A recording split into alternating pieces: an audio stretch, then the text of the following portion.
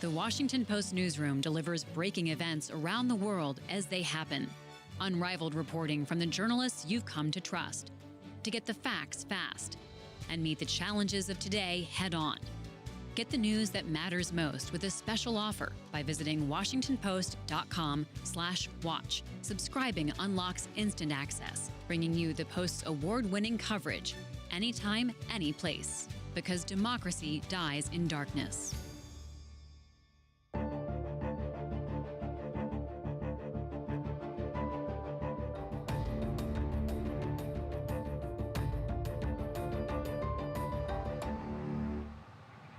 A possible second assassination attempt on former President Donald Trump in just over 2 months. And now law enforcement is working to figure out just what happened yesterday and how close a call it may have been.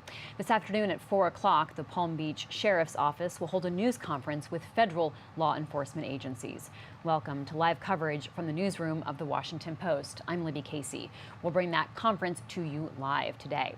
Well, a 58-year-old man was arrested on suspicion of possibly trying to assassinate Trump. He was charged today with 2 gun-related crimes. So let's talk about what we know.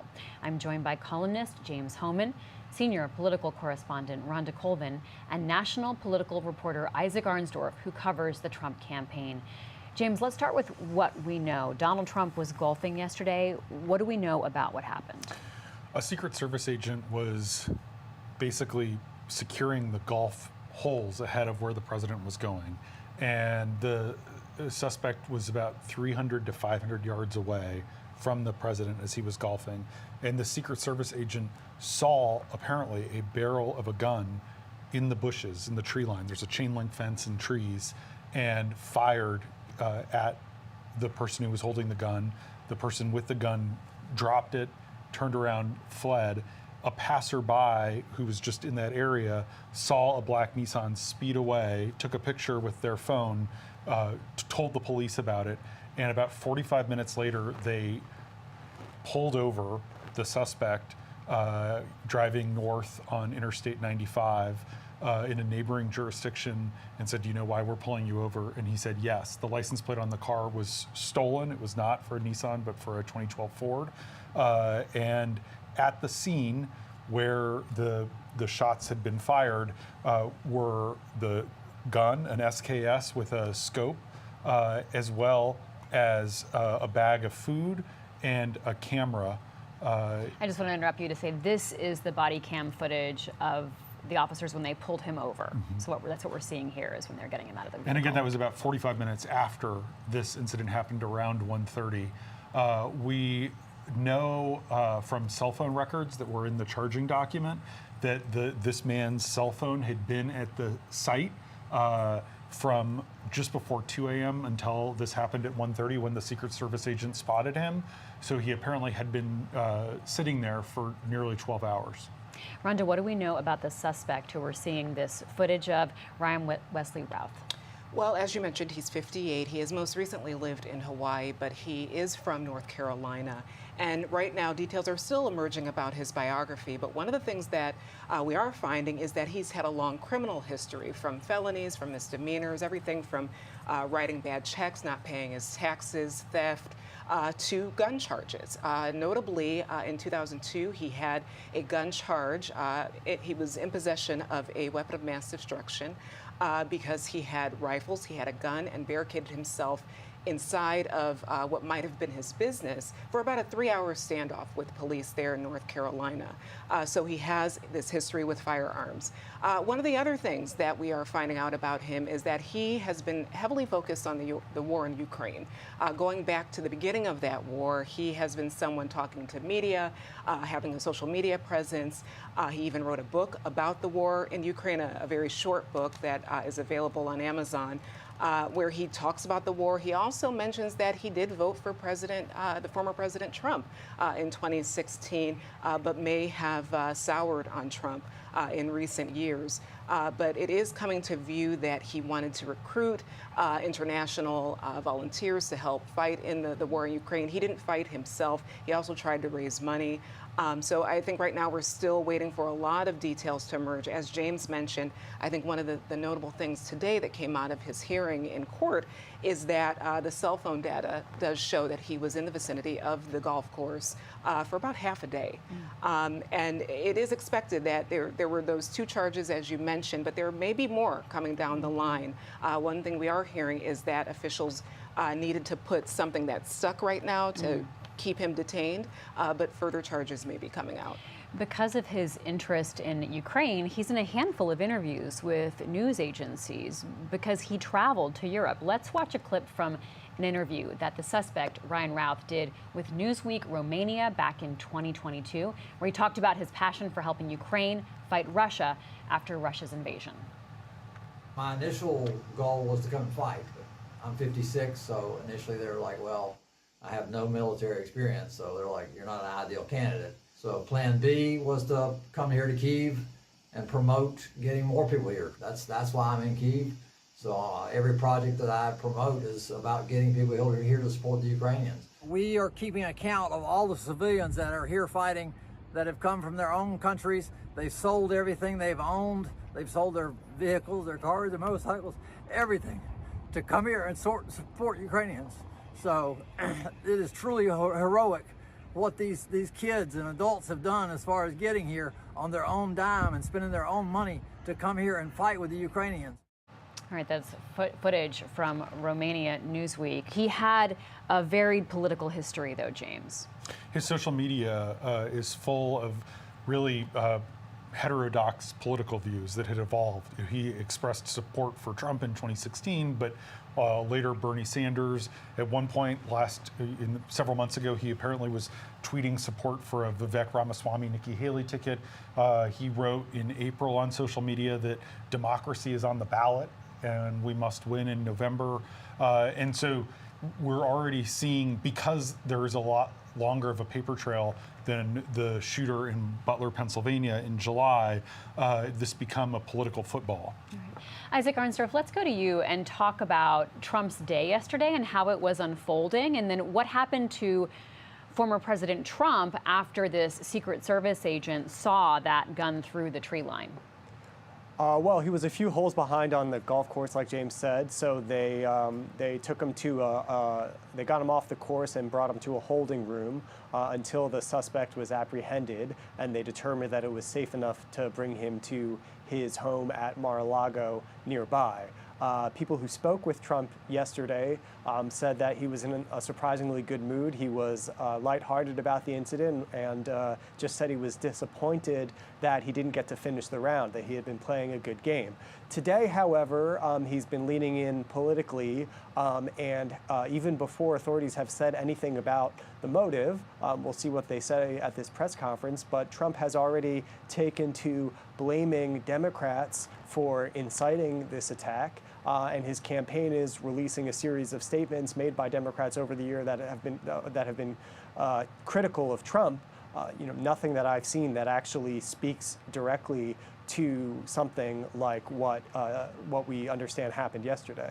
Yeah, Isaac, in the wake of the assassination attempt that happened in July, and you were at the rally in Butler, Pennsylvania, where that happened, Donald Trump did have a moment where he was calling for unity. This seems like a very different reaction. He put out two social media posts today, and one seemed like something that would be like prepared and thought through ahead of time, thanking people for concern and well wishes, thanking Secret Service, law enforcement, but then the other one was really angry, and it blamed Kamala Harris specifically, it blamed Joe Biden specifically.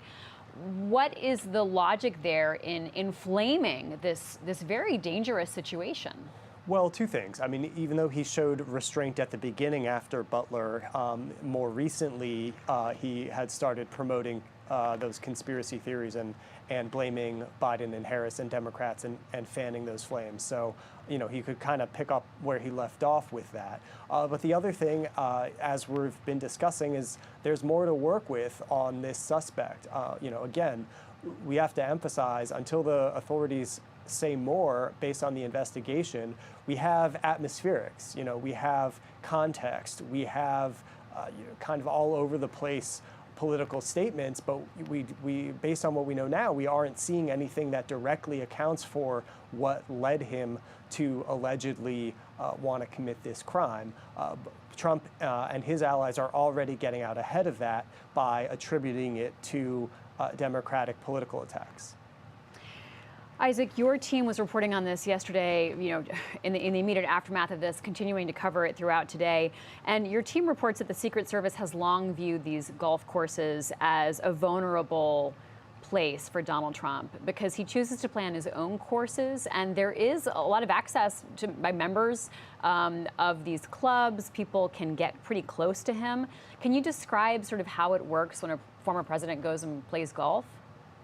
Well, the Secret Service creates a bubble around the protectees, and the size of the bubble depends on the person. So, a sitting president has a higher level of protection than a vice president or a former president or a political candidate, and it's also resource constrained. So in this case, based on what the county sheriff told us yesterday, the bubble did not extend to the entire course, and it's along a busy road, which is the fence line where the gunman allegedly was.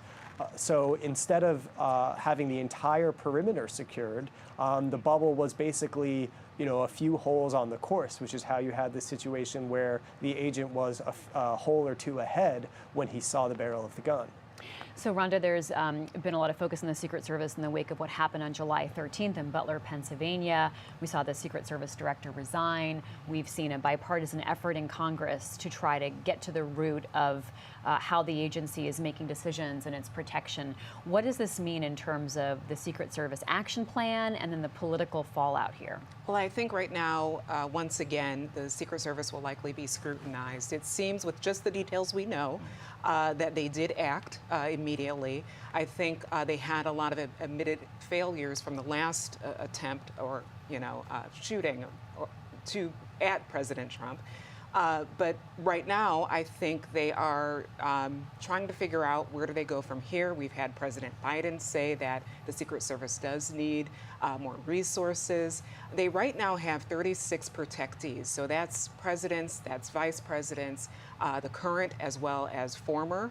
They also have other high-ranking officials. Anytime dignitaries come to D.C., they are protected by the Secret Service, so they are stretched thin. And it's an election year, so any major candidate is also protected by the Secret Service. So I think what this event does is shed light on their operations. I would assume that Congress is going to look further into this event. As you mentioned, they do have a bipartisan task force. They've been busily working on the last attempt. So I think right now we're waiting to see what they might say about this one, see if that they demand any sort of files or documents related to what the Secret Service did in this experience. But right now, I think we're just waiting to see how the Secret Service is scrutinized over this. James, what are your questions going into this news conference that law enforcement's having today? Anything new about motive? Was he actually trying to assassinate President Trump? Was he surveilling him? Was he acting alone? What was the interaction like between the Secret Service and local law enforcement? The Secret Service has not published its internal review of the Butler shooting, but we do know from our colleagues that the Secret Service failed to direct local law enforcement to protect the roof where the gunman shot at the stage. Trump was hit in the ear and a rally attendee died. And so I think that coordination is going to be a question. And then if the Secret Service is answering questions, how are they going to scale up Trump's protection? They obviously don't like to talk about that. Mm-hmm. They have taken a number of steps since Butler, including when Trump has outdoor rallies, he speaks inside bulletproof glass now. You saw President Biden say that the Secret Service should step up security, but you also, on Capitol Hill, saw Mike Johnson. Tom Tillis, a Republican senator from North Carolina, said he's introducing legislation today to ensure that both major party nominees get the same level of protection as the sitting president. And so I think the Secret Service isn't going to necessarily announce we're doing all these extra things, but I expect that they will signal that as soon as possible. Isaac, one of the criticisms that the Secret Service came under when you were covering the story unfolding in Butler, Pennsylvania, was that they just weren't answering questions at first, right? They weren't part of these press conferences and events where people were just hungry for information and news and updates. Had there been any lessons learned in terms of how to talk to the public and journalists about incidents like this? Well, you're definitely seeing a lot more proactive release of information with these so far daily press conferences. You know, the other difference is you have the criminal justice wheels turning, right? The fact that you have charges and pretrial detention motions puts more information out in the public via the court filings, and you know, that wasn't the case in Butler because the suspect was killed at the scene. Isaac, what questions do you have going into this? James sort of laid out for us what's on his mind. Anything that you want to add to that? Well, I mean, if it's true, as we saw in the complaint, that the suspect was hanging out for 12 hours on the vicinity of the property, how did they miss that? How did they bring Trump to a property without some kind of advanced sweep that would have detected someone with a gun right on the boundary? All right, James, tell us what we know about the weapon that was recovered at the scene. So it was an SKS.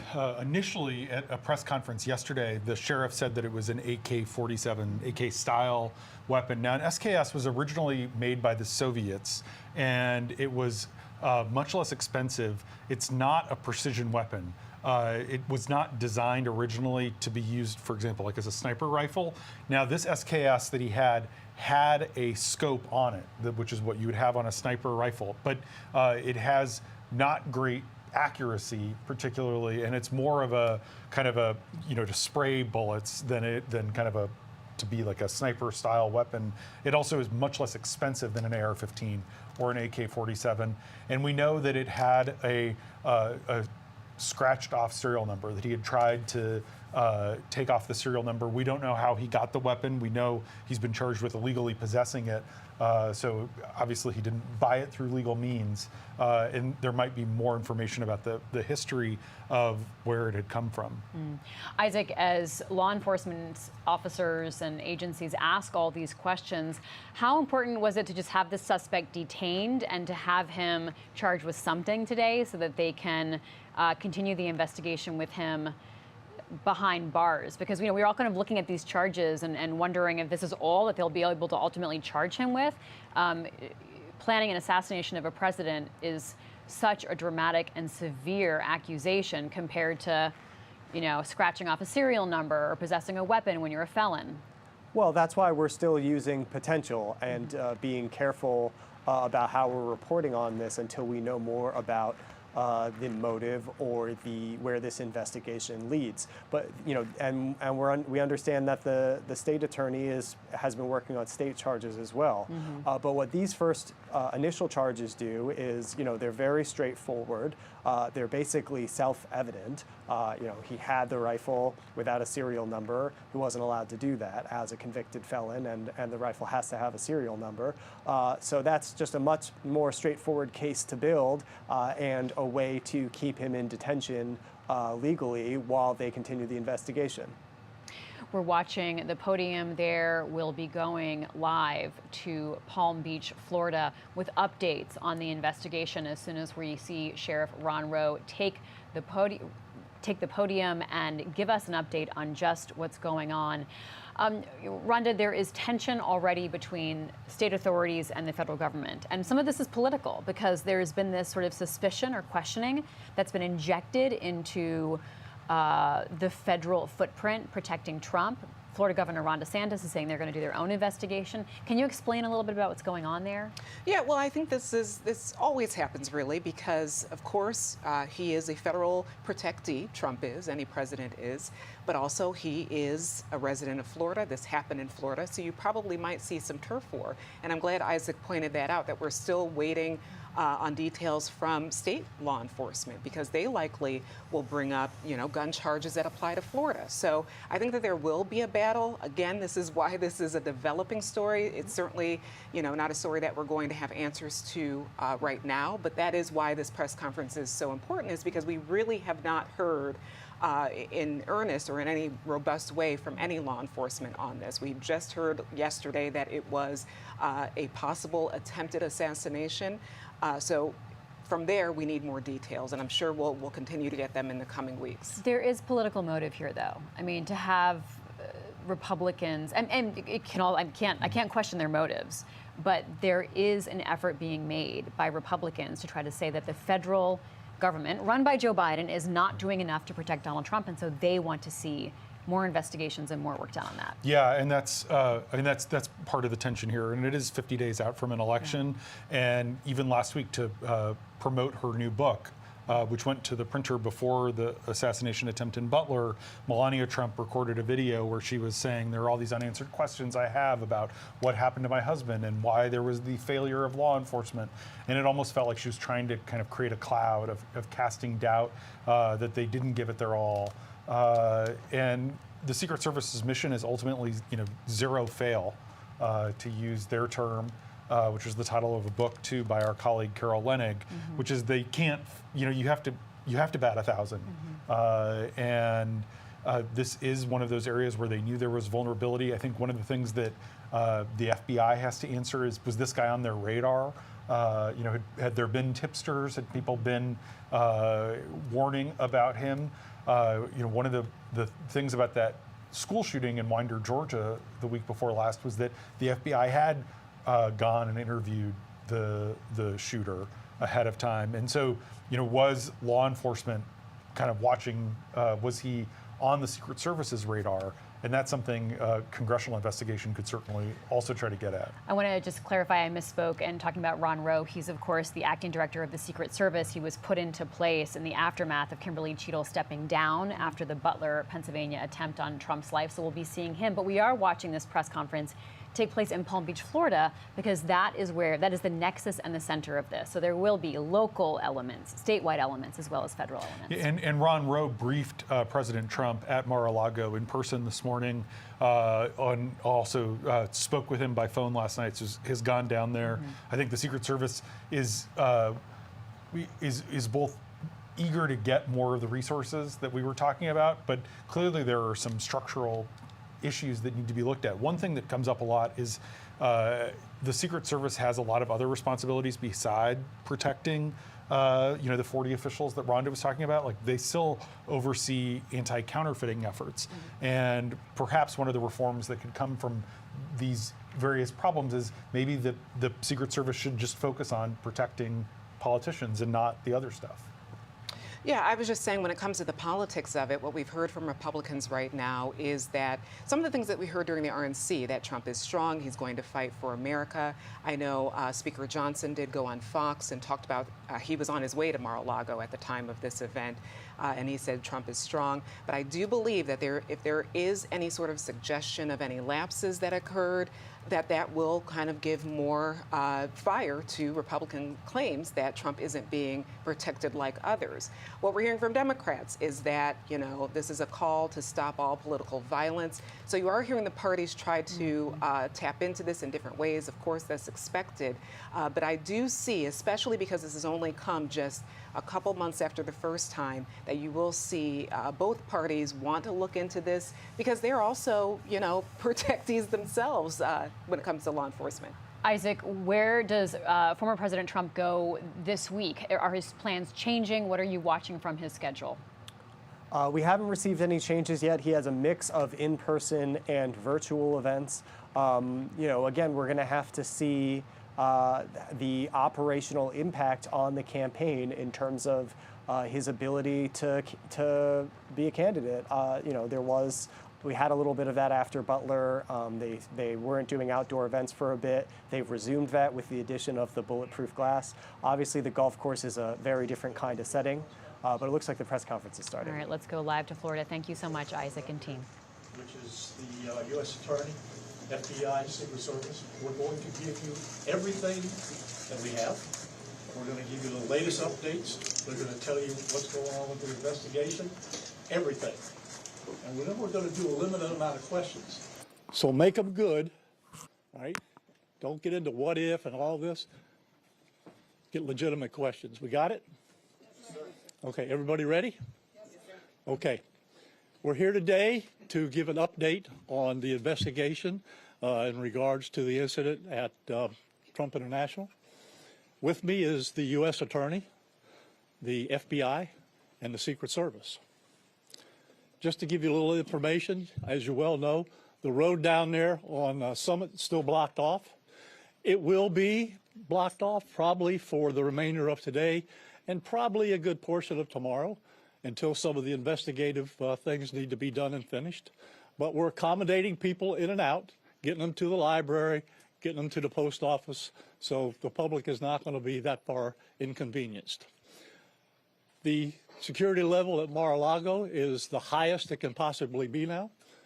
The road closures are back in place and will remain there. The checkpoints are in place. And my commitment to the Secret Service is to give them every possible resource from PBSO. Once they determine the level of security that they need, they will get all the resources possible.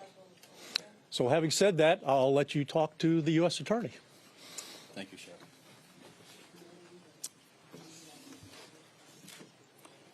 Good afternoon.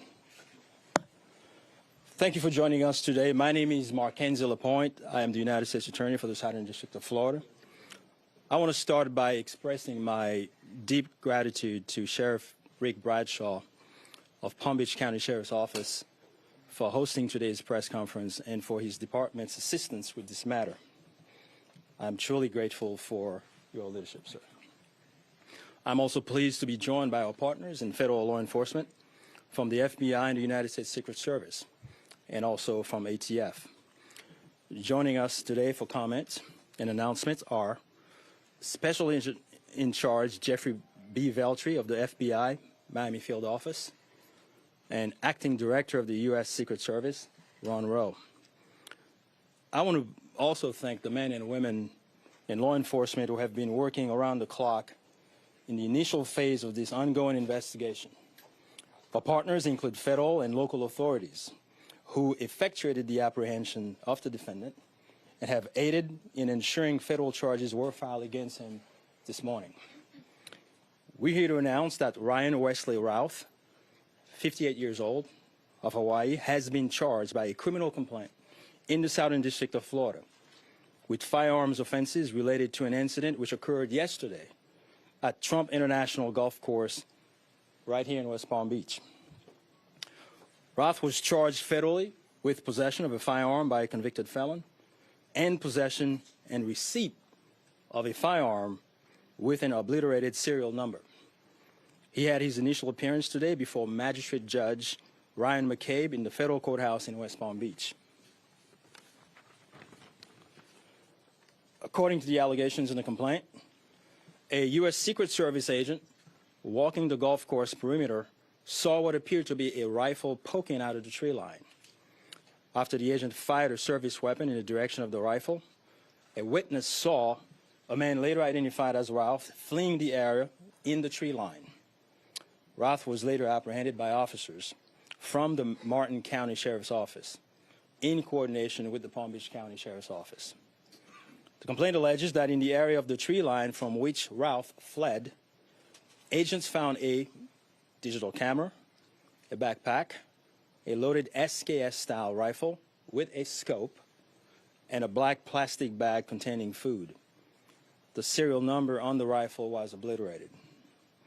According to the complaint, Routh was convicted of felonies in North Carolina in December 2002 and March 2010, and therefore was prohibited from possessing a firearm. The FBI is leading this investigation, this ongoing investigation. As the Attorney General stated earlier today, the FBI is continuing its investigation of this incident as an assassination attempt upon the former president. The investigation remains at its early stages. The entire Justice Department including the FBI, the United States Attorney's Office for the Southern District of Florida, and the National Security Division, are coordinating closely with our law enforcement partners to fully investigate and prosecute this matter. The charges we're announcing reflect the strong collaboration of the agencies represented here. The U.S. Attorney's Office, the Department of Justice, would be unable to carry forth our mission without the invaluable assistance of our federal, state, and local law enforcement partners.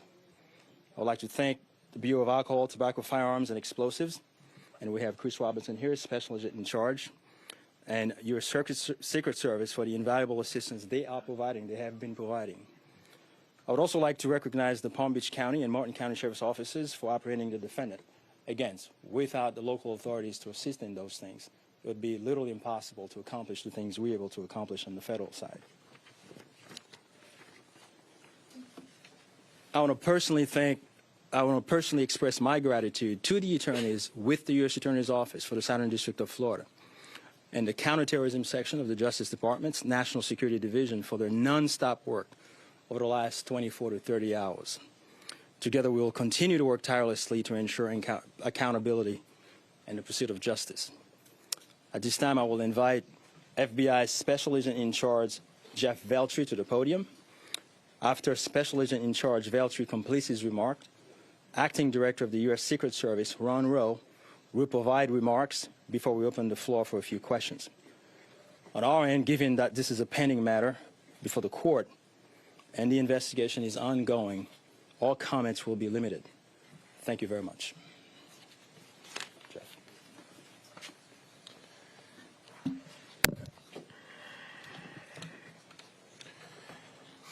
Good afternoon.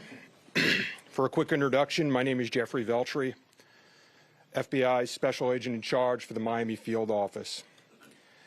The FBI immediately responded to the scene here in West Florida, and we are investigating this matter as an apparent assassination attempt of former President Trump. We view this as extremely serious and are determined to provide answers as to what led up to the events which took place.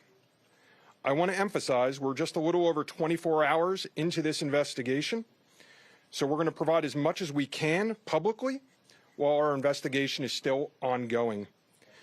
We must also stress that the United States Attorney's Office is pursuing charges, and that limits some of the details that we can discuss publicly. Yesterday afternoon, Martin County Sheriff's Office took custody of Ryan Routh, and he was transported back to Palm Beach County Sheriff's Office. Our FBI agents then attempted to interview him, and he invoked his right to an attorney. In the last 24 hours, the FBI and our partners have been dedicated to investigating the incident and utilizing all available resources. These efforts have included our investigative team and the United States Attorney's Office for the Southern District of Florida, in conjunction with DOJ's National Security Division, are actively working hand in hand to pursue and subsequently execute search warrants. Thus far, the warrants include a video recording device, subjects' cellular devices, a vehicle, and other electronic devices located at previous known addresses. We are coordinating with the United States Secret Service to complete numerous interviews of agents on scene. We have also interviewed 7 civilian witnesses at the scene, and that is just the beginning. Our FBI's Honolulu and Charlotte field offices have initiated interviews of several family members, friends, and former colleagues of the subject. FBI has deployed several specialty teams and assets from FBI headquarters and our lab division in Quantico to include evidence and critical incident response personnel. The evidence response team is collecting and processing multiple evidentiary items. These range from the rifle, which is an SKS model with a scope and obliterated serial numbers, to 2 bags, the subject's electronics, and what appears to be ceramic tiles. DNA has also been collected from those items, which are being sent to Quantico for testing. We will also process the subject's vehicle for evidence. The Cellular Analysis Survey Team, what we refer to as CAST, conducted thorough analysis of the subject's cellular device locations. The CAST analysis aligns with witnesses' account of the subject's presence at the scene both before and around the time of the incident on September 15th. More specifically, we're continuing to conduct analysis and will be compiling the subject's movements in the days and months leading up to September 15th. Cellular data shows that the subject was in the vicinity of the golf course roughly 12 hours before the engagement with the United States Secret Service. Our investigative teams conducted a neighborhood canvass in an effort to collect and obtain relevant video footage. The subject had an active online presence, and we are going through what he posted and any searches he conducted online. In addition, we're going through media reports and public statements he made that he wanted to recruit Afghan soldiers and others to fight for Ukraine. The FBI has sent multiple requests to companies for returns on the subject's phone and social media accounts. We received several returns and are waiting on additional responses from other companies as well. Our investigative team is completing analysis of the returns and actioning leads as needed, and we anticipate continuing until the FBI knows the full totality of the subject's social media presence. By way of his background, in 2002, as the United States Attorney mentioned, the subject was charged and convicted in North Carolina for possession of a weapon of mass destruction. Law enforcement checks also revealed that from 1997 to 2010, the subject had numerous felony charges for stolen goods. I can also share with you that he was the subject of a previously closed 2019 tip to the FBI where it was alleged he was a felon in possession of a firearm. In following up on the tip, the alleged complainant was interviewed and did not verify, I repeat, did not verify providing the initial information. The FBI passed that information to local law enforcement in Honolulu. On behalf of the FBI, I would like to thank the Palm Beach County Sheriff's Office and Martin County Sheriff's Office for their incredible work in actioning the witnesses' information and rapidly apprehending the subject. I would also like to thank the United States Secret Service, the United States Attorney's Office for the Southern District of Florida, the Department of Justice's National Security Division, the Bureau of Alcohol, Tobacco, Firearms, and Explosives, and our FBI field offices in both Honolulu and Charlotte, who have been conducting additional law enforcement activity related to the subject. Your continued partnerships have been invaluable. Oftentimes in law enforcement, we tell citizens to be vigilant and aware of their surroundings. Yesterday, a citizen provided remarkable assistance, which led to the arrest of this subject. We appreciate the public's diligence in passing potential tips and information regarding the subject and this incident to the FBI. If you have any information, please call 1-800-CALL-FBI or go online to tips, that's tips.fbi.gov. With that, let me turn it over to the United States Secret Service Acting Director, Ron Rowe. Good afternoon, everybody. Yesterday afternoon, this country was reminded of the heightened and dynamic threat environment that the United States Secret Service and its protectees face on a daily basis. Immediately following the assassination attempt of former President Donald J. Trump on July 13th, the Secret Service moved to increase assets to an already enhanced security posture for the former president. In the days that followed, President Biden made it clear that he wanted the highest levels of protection for former President Trump and for Vice President Harris. The Secret Service moved to sustain increases in assets and the level of protection sought. And those things were in place yesterday. At approximately 1:30 p.m., former President Trump was playing golf during an off-the-record movement to the Trump International Golf Course. A Secret Service advance agent supporting the front edge of the agency's layered approach to protection encountered an individual attempting to secrete himself in the wood line. This happened The alleged gunman was on the public side of the fence near the 6th screen.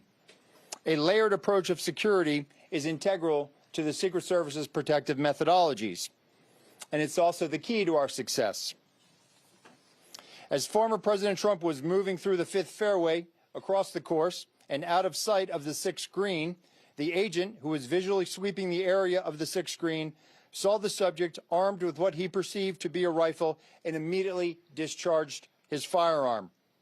The subject, who did not have line of sight to the former president, fled the scene. He did not fire or get off any shots at our agent. With reports of gunfire, the former president's close protection detail immediately evacuated the president to a safe location.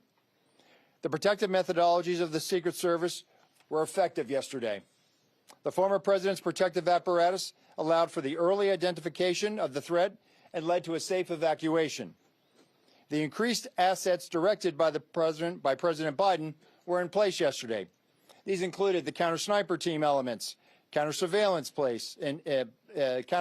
agents on the exterior, counter-assault teams partnered with local tactical assets from the Palm Beach County Sheriff's Office, and counter-unmanned aerial system elements. All of these entities were present yesterday. And while all of these assets were in place, as I've said publicly, we must satisfy the basic requirements of the Secret Service's protective methodologies. In partnership with local law enforcement, we did just that. And the agents' hypervigilance and the detailed swift action was textbook. And I commend them and our partners for an exemplary response in keeping former President Trump safe. And I will tell you, having served in local law enforcement in Palm Beach County, I can state that I am tremendously impressed and appreciative for all of the efforts of the Palm Beach County Sheriff's Office and Sheriff Snyder with the Martin County Sheriff's Office. But what was critical to this was the quick reaction, the response, the hypervigilance of the men and women of the United States Secret Service, who since July 13th have been rising to meet an unprecedented and hyper-dynamic threat environment.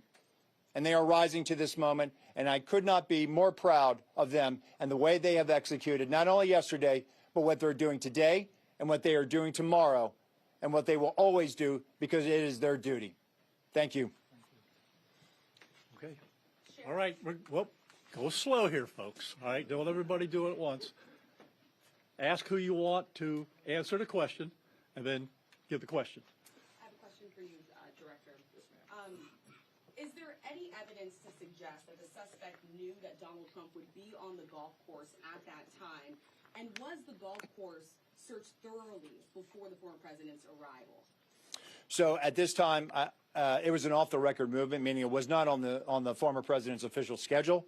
And what I go back to is the layered approach. The elements and the methodologies of the Secret Service. There was a front element.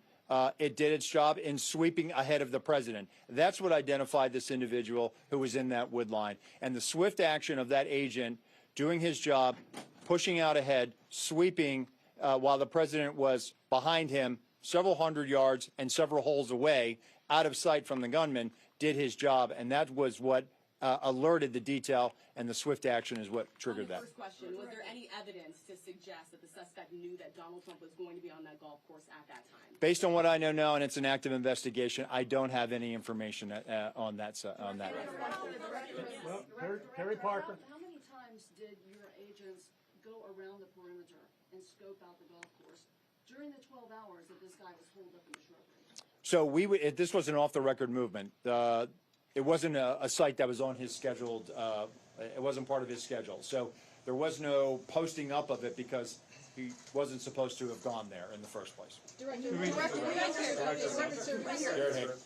Have you briefed former President Trump on your findings so far, and has his campaign asked for any changes in his security going forward after yesterday? If you don't mind looking around as well when you talk. Over here. Thank you so much. Sorry. So I've had a conversation with the former president. We've explained and we've worked with the campaign. The president is aware that he has highest levels of protection that the Secret Service is providing him. Specific reaction what we saw yesterday? We constantly evaluate based on threat. And yesterday what we show is that our agents and our protective methodologies, and there's a lot of tactical assets in place, things that have been put in place as a result of what happened 60 days ago, those elements are working, and that demonstrates the redundancies that we have. And so we constantly evaluate. We'll of course, look at this and see what lessons learned from it. But as of right now, we are constantly evaluating that threat. And if we need to ratchet up additionally, we will. Yes, sir. Do we know when Ralph arrived in Florida in general, when he arrived in Palm Beach, the area? That's a question probably for specifically, and if he's been at the golf course prior to this scoping it out. We're in the process of collecting a lot of evidence, and that will be part of that investigation to determine his whereabouts going back quite some time. Do you have any detail on where he might have gotten the gun? That's part of the investigation as well. Again, that's going to be a little bit challenged until we're able to determine the serial number on that gun. So we're hopeful to be able to do that. We're still looking into that. The sheriff mentioned about the highest level of protection that they would lock down the golf course. Was that a miscommunication then, being that President Biden ordered the highest level of protection? Do you want to take this, Sheriff? No, go ahead. Okay. So here's the deal. When it comes to Secret Service protection, we provide the highest level. So, for example, yesterday, counter-assault team elements. I'm not going to go into the number of personnel that we have out there, but we have the highest levels from Secret Service. When we work with the Palm Beach County Sheriff's Office, like, for example, yesterday, during that emergency action response, we had their local tactical team assets partner with our local tactical team assets. We had their helicopter up in the air, providing us 360 and situational awareness of the overhead for if there were any potential threats coming at us. So what we did yesterday was exercise our emergency plan based on the number of tactical assets and the highest level of protection that we are providing.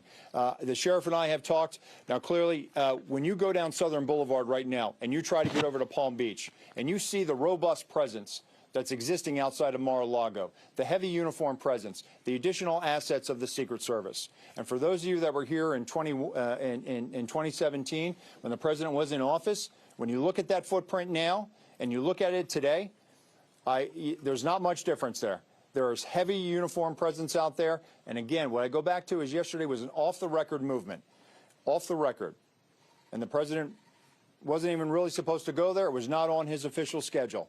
And so we put together a security plan, and that security plan worked. I know that the Secret Service has asked for additional resources. Being in the vicinity, Special Agent Daughtry, in terms of him being in the vicinity, based on his phone records, is there any evidence to show that Ralph was in the vicinity, in the area before Sunday? And when you say in the vicinity, does that mean right there at that spot in those bushes, or could it have been, down the street at a restaurant? It was in very close proximity to where he was spotted by the Secret Service. In terms of your first question, whether he was there earlier, our investigation is still looking to determine that.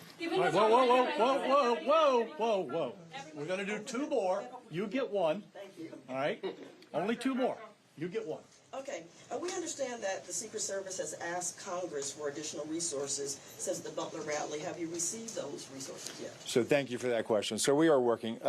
Look, the Secret Service operates under a paradox of zero-fail mission, but also that we have done more with less for decades. And this goes back many decades, right?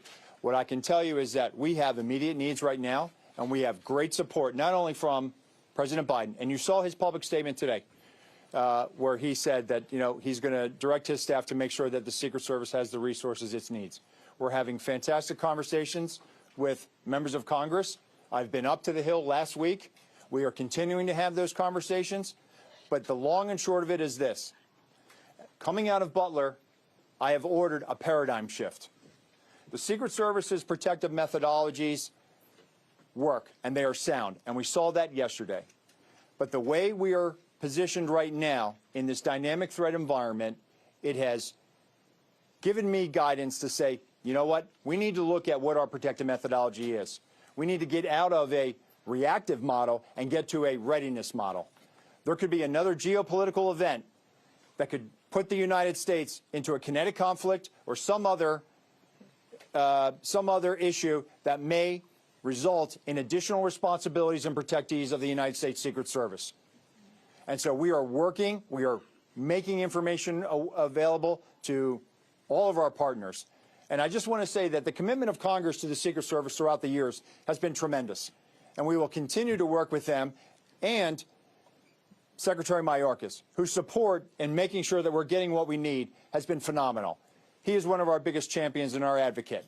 And so we're having these conversations, and I feel confident that we will get what we need. We have immediate needs. We have future needs, too.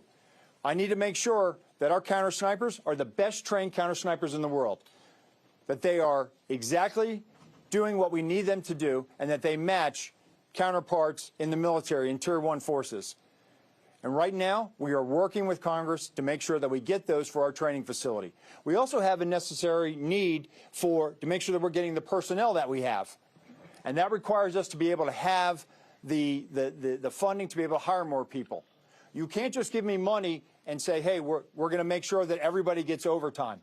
Because the men and women of the Secret Service right now, we are redlining them. And they are rising to this moment, and they are meeting the challenges right now. And if you look back at their body of work over the last 60 days, the Republican National Convention in Milwaukee, the Republican National Convention in Chicago, a visit of Prime Minister Netanyahu to Washington, D.C., and to West Palm Beach, which Palm Beach County Sheriff's Office supported. And then we go into the presidential debate in Philadelphia last week. And for those in the media that have been to a national special security event, if you saw the National Constitution Center last week, what you saw was pretty much a mini national special security event with the number of assets that were on that perimeter. And so our folks are rising to this moment, but it requires all of us to be able to have good conversations and make sure that we're getting the Secret Service where it needs to be. And I'm confident that we will achieve that because we don't have an alternative. Success, we have to have it every day. We cannot have failures. And in order to do that, we're going to have some hard conversations with Congress, and we're going to achieve that. Last question, one more. The special agent in charge of the FBI, Yes, sir. did he act alone? Did he have some kind of help? At this point, we're still exploring that, investigating that. Our investigation will determine that. We do not have information that he's been acting with anyone else at present. Do we know how long he's been in Florida when he arrived? Oh, you snuck one in there. At this point, Our investigation is still determining that. Thank you. All right. Anyhow, nope, that's it. We're not gonna do any more. All right, you got a lot of information there. The last thing I will tell you is, like the director of the Secret Service says, you know, the president called me last night, President Trump. He thanked me for everything that we did along with the Secret Service. He knows we work great together, and he feels safe. That's important because he is. And what we did yesterday proves that the system can work because the suspect didn't even get close to getting a round off, and we apprehended him. And brought him to justice. So we're very, very proud of that. Thank you, folks, for being here. I appreciate it. Sheriff, one more time for the record. How do you pronounce his last name, Sheriff? Is it Ruth or Ralph? I've heard both. And that does it for the You say tomato, I say tomato. Okay, I think Bradshaw's finally cutting everybody off there. That does it for the updates on the investigation into this potential second assassination attempt of former President Donald Trump. And James, they are still characterizing it as such. That definitely stood out to me, that they are still looking at this as a possible assassination attempt. What else are your takeaways from this? Yeah, there was actually a pretty newsy press conference. We learned that the suspect is not talking, that he invoked his right to an attorney. We had heard in the charging document that when he got pulled over and they said, do you know why we're pulling you over? He said yes, but apparently not saying any more. The FBI saying that they have agents in their Honolulu and Charlotte field offices talking to family members, former colleagues, neighbors. The big news out of that was this 2019 tip. So this means, when we were talking before, one of the questions I wanted to know, was he on the FBI's radar? In 2019, someone, we don't know who, called a tip line and said that this guy is a convicted felon and he has a gun that he's not supposed to have. The FBI went to the person, according to the FBI, who made that tip, and that person basically recanted, refused to verify that it was them. The FBI said it closed the file after sending the information along to the police in Honolulu. So clearly someone 5 years ago was worried enough to reach out. And again, we don't know who that person is. It could have been a colleague, could have been a family member. The Secret Service, I was surprised by how defensive he was there, eager to say this was a textbook case, that they already heightened the security posture, that Trump wasn't supposed to be there, that it was this unscheduled event so that they couldn't have fully I mean, he was a little vague on that, but he he kept saying that it was not part of the official schedule. Basically, it's not one of these things that we get all this information about ahead of time. I want to pivot to Rhonda to talk about that, because he really did use this as a moment to say, we're doing more with less.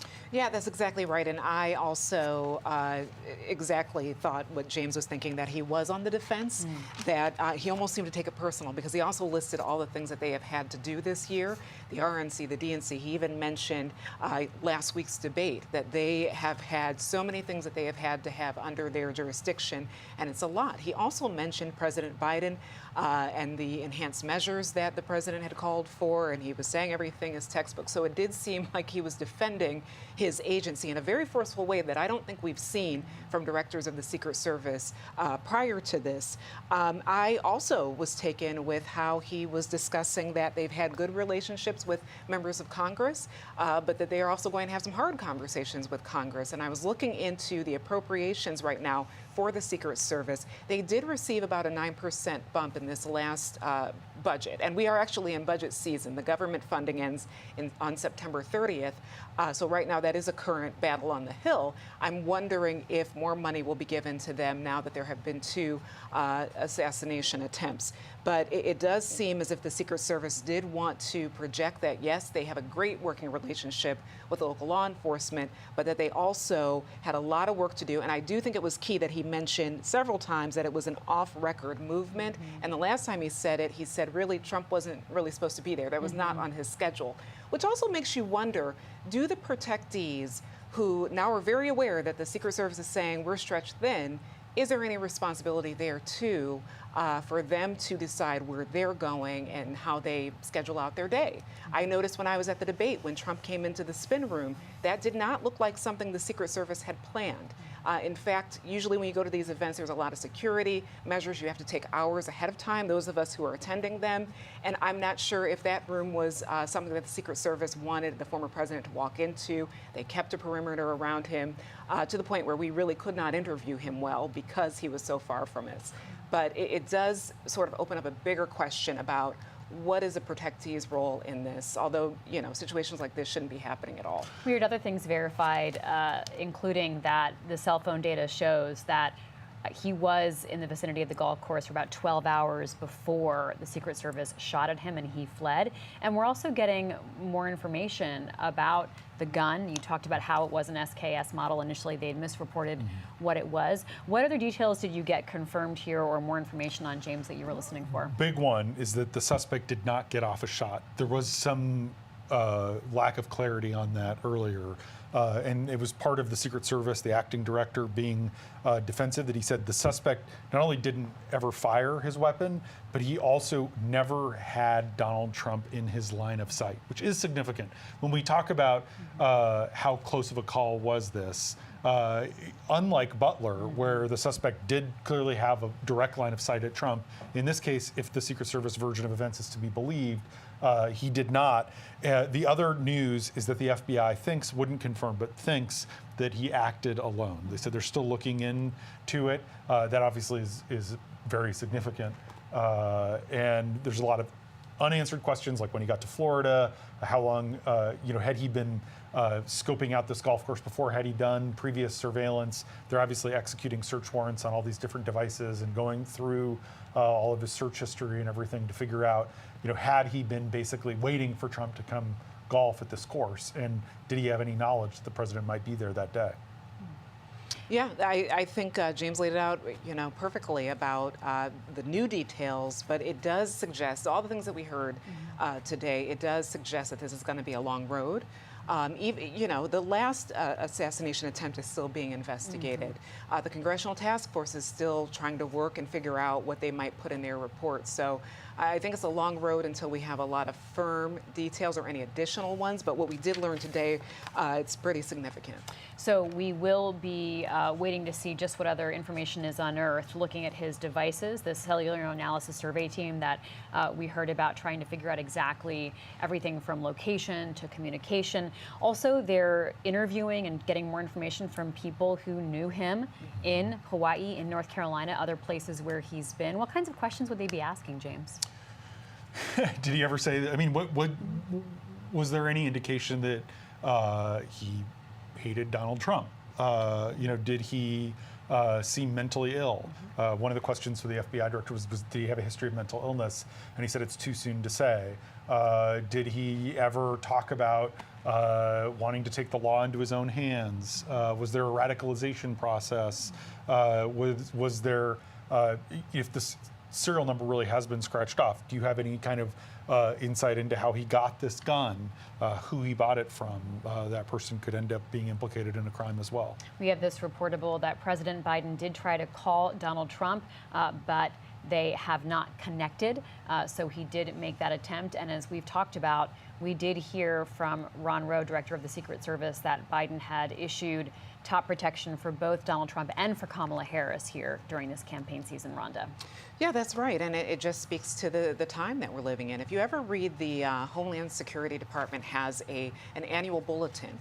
They often in the last few years have been saying that lone wolf attacks, domestic terrorism, and extremism based on political views, that is an increased threat in the country.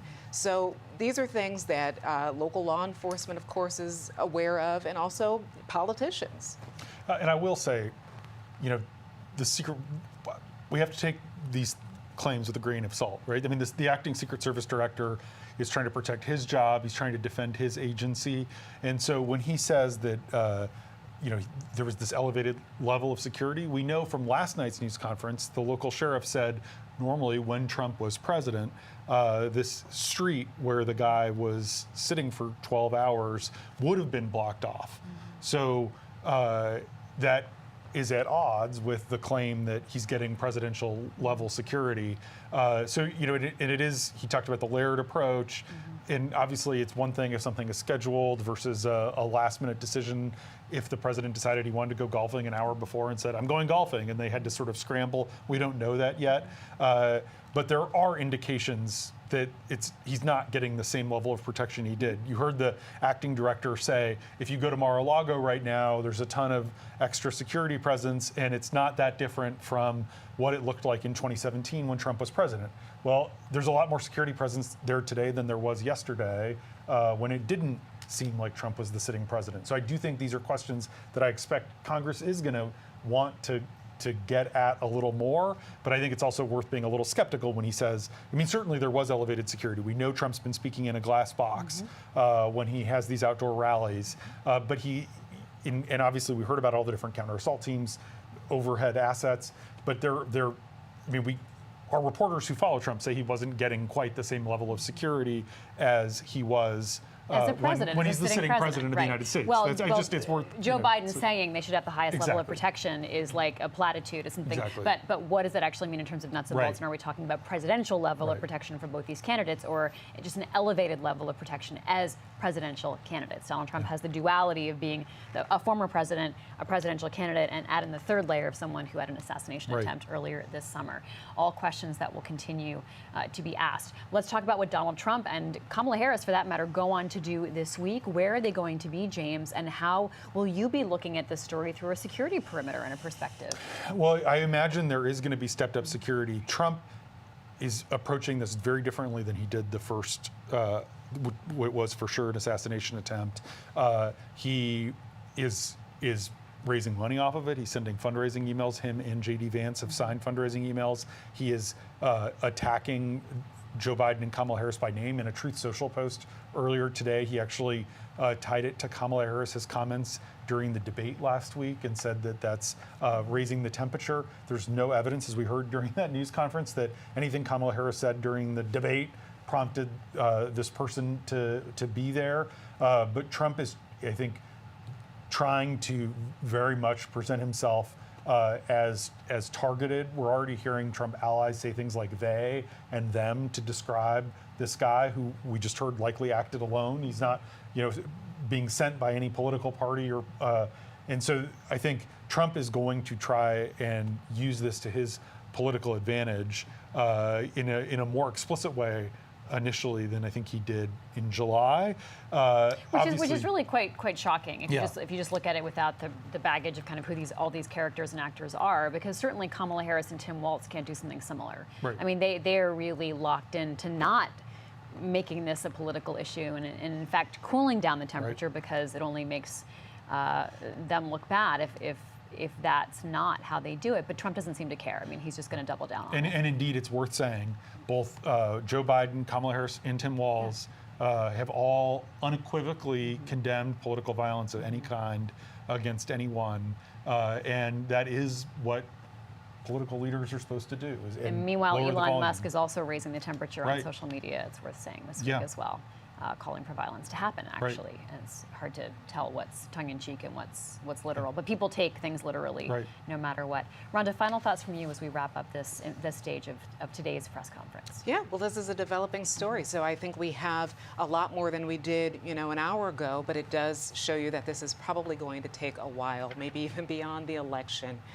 So I assume we will hear from congressional leaders. We're going to look out for the politics of this all, how it even might affect Trump's supporters or those who aren't supporting him. We are in the middle of an election cycle, not even we're at the end of the election cycle. So we have a lot to look at. All right, well, thank you so much to both of you, Rhonda Colvin, James Hohmann, and thank you for joining us for this live coverage of this latest press conference. The Washington Post team will continue covering all aspects of this story as the investigation continues. Have a good evening. The Washington Post newsroom delivers breaking events around the world as they happen. Unrivaled reporting from the journalists you've come to trust. To get the facts fast and meet the challenges of today head on. Get the news that matters most with a special offer by visiting WashingtonPost.com/watch. Subscribing unlocks instant access, bringing you the Post's award-winning coverage anytime, any place. Because democracy dies in darkness.